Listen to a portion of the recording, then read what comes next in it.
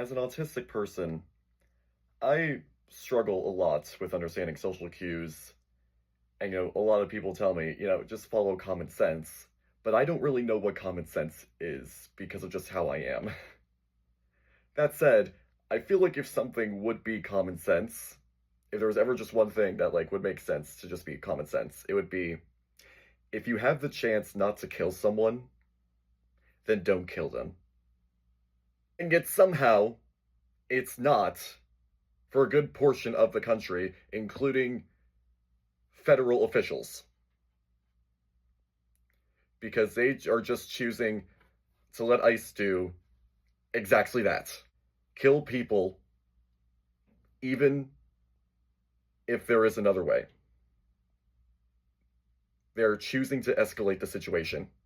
I want to talk about two people that ICE has killed recently, because I think both definitely paint a picture for where our country is headed if the Trump administration continues to go down this road. Keith Porter Jr. This man was a black man, father of two, lived in Los Angeles, California, and he was just out celebrating New Year's Eve one night, and an ICE agent brought him outside of his apartment complex. Here's the thing, we don't know a lot of information about what exactly happened that night, because unfortunately there was no video documentation. What we do know is that there were gunshots fired in the air. They're presumed to be Keith's. We don't fully know, I think at least.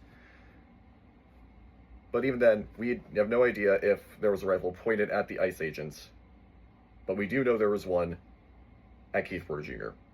Because that ICE agent chose, instead of going through due process, instead of at least just putting him in one of their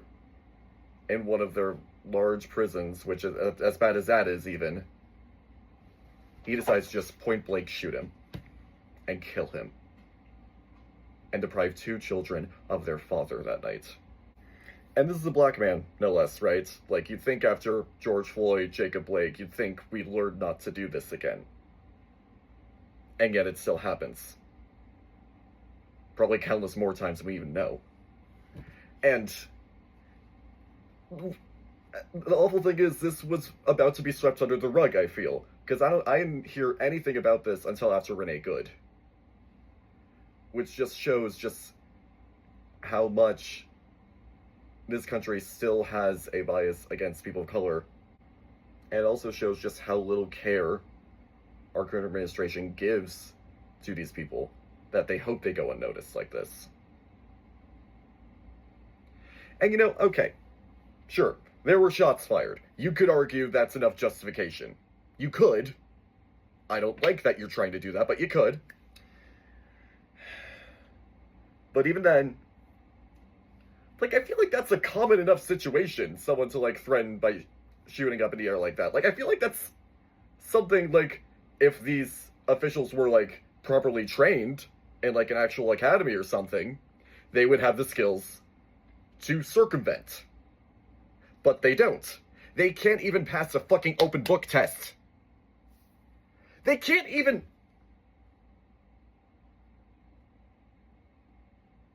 Okay. If you're employed by the government, you should be able to figure out how to save lives like this. And they're not. They're choosing just to murder. And we don't even know the name of this guy. We don't even know the name of this guy who shot Keith. That man deserves justice. We do know the name of Jonathan Ross, at least. Just a week later, on January 7th, an ICE agent, Jonathan Ross, came into contact with Renee Nicole Good, a white woman, mother of three, living in Minnesota, who had just dropped off her kid at school. And look, there's a lot of debate as to what happened to cause them meeting. But regardless, what we know happened, what we have seen through the footage, is that she was in her car, and she told the officers who surrounded her that she was not mad at them. Which I want to think about that for a minute here, because, there's so many people surrounding the agents at that time as well. They were heckling them as usual, whereas she was trying to be as nice as possible in the situation.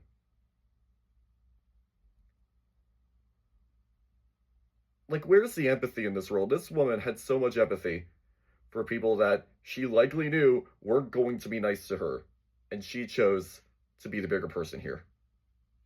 Especially considering these officers were being as rude and unintelligent as possible. They were giving her so many mixed signals, telling her just stay in your car. Some people were saying just go and leave. And she made her choice and she started driving out. And then, she wasn't moving that far. ICE could have just followed her or pursued her more if they really wanted to bring her to justice. But instead, Jonathan Ross, in a moment, again, point blank shot her in the head as she was driving and called her a fucking bitch afterwards.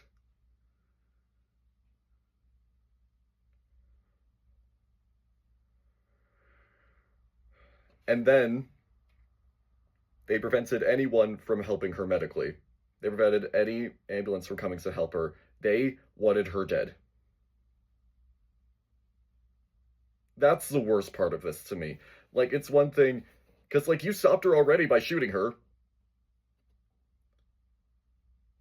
And instead, how sociopathic do you have to be to force someone to die like that? Honestly, that's not okay. And it's fucked up that you think it's okay. You should have more humanity in this, and yet you don't.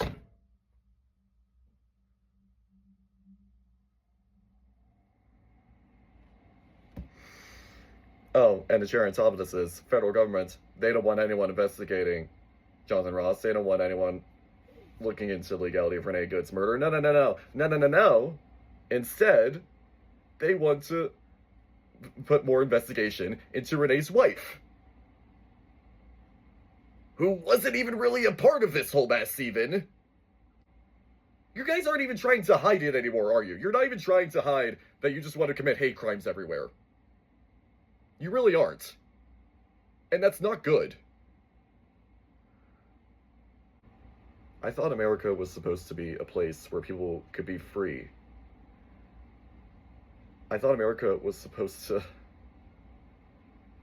allow people to express however they want. And instead, you are punishing and weaponizing people for being something other than what the majority is. Minnesota was my second home state while I was in college. And I firmly believe most of the people there are good and just. And they don't deserve to be mistreated by how the federal government has been treating them. They don't deserve to be bullied or arrested or point blank shot just because of the color of their skin, just because they don't have an ID, or because they're exercising their First Amendment right of free speech. And that goes for everybody. That goes for this whole country. Liberty and justice for all. About 60 years ago, Martin Luther King had a dream. He dreamed of equality of all people. He dreamed of a place where people would not be judged by the color of their skin. A place where people were treated based on how they actually were as a person. That dream is never going to come true as long as Trump is the president, as long as the Heritage Foundation still has a grip on our current government. And if they think that this is going to scare us all into submission, they're fucking wrong. All across the country, people are taking the streets, protesting the deaths caused by ISIS brutality, and holding them accountable through video records. Tomorrow there's even a walkout and a general strike, but it can't end here.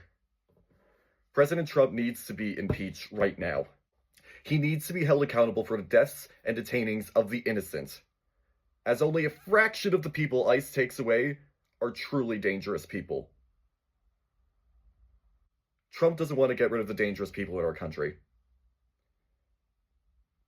He wants to get rid of everyone who disagrees with him.